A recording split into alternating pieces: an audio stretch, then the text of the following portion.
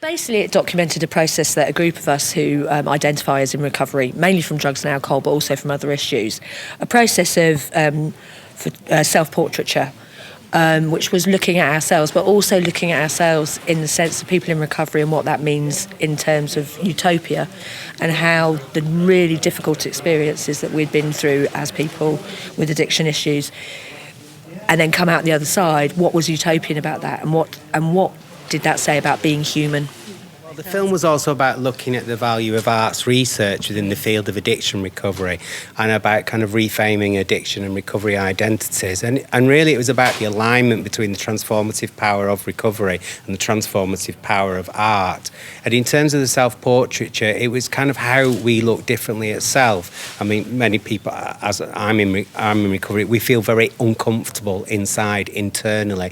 And the artist Cristina Nunez, she talks about how you turn your shit into diamonds. So what she's talking about there is the vulnerabilities, the pain, the discomfort. So the idea of the portraiture through the project was that we took self-portraits of ourselves, but in a way that were anti-aesthetic, to look at kind of value within the ugliness, really, to start to be able to value that. And actually, the project and the film was also about having a dialogue outside of the clinical or medical, looking at recovery as a transformative social process that reconfigures addiction. So what happens after treatment? What is it like to live without substance, to have no crutch, to live life on life's terms? So the film was very much about capturing this kind of this other conversation, or this conversation other than being an addict and being an alcoholic. You know, we were kind of speaking more as whole people. And so we were very much interested in the film capturing the process as art. I think one of the things that the film shows is the power of the camera to make something unexpected happen. And there's a kind of revelation process that goes on where people dig down into another place that they might not be able to find without the kind of witnessing effect of the camera.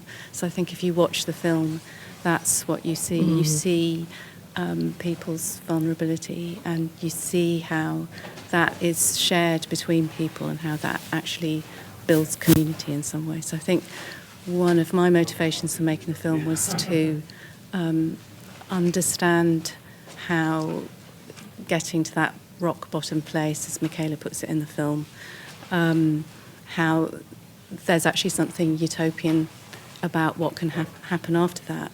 Because if you're in recovery every day, you have to believe, you have to have hope that you can get to the end of the day and you can get to the end of the next day. And so that, struck me as a very utopian thing that we could all learn from. Wonderful. So what does it mean for you guys having won the award this evening and going forward? Apart from massive grins? Well, I think it's a recognition of the value of the work. It's taken a long time for us to get to this point, really, and to bring it out into the wider world, to have that more inclusive dialogue around the subject. So I guess for me, it spurs us on. Yeah, and for me, battling behind the scenes, and this does feel like a massive step forward. And again, let's start the conversation. As Amanda said in her acceptance speech, addiction of one kind or another, compulsive behaviour, whatever, is going to affect you, me, well, has affected me, everyone in this room, directly or indirectly, and it's not getting any better. Recovery is there. But it's not seen, and we need to get it out there and get that message out there that recovery is possible. I think it's another step on the way to changing the way we look at addiction and recovery and destigmatising it, and coming to understand that there's great knowledge that people have when they've been in that place, and that as a society, instead of demeaning people and not allowing ourselves to feel the feelings that those people have, to share feeling. What else the film does is frames recovering people as social assets. And what I mean about that is people who survive the desperate, and they're here to tell the tale, and they've come through the most awful things, and they're living substance-free.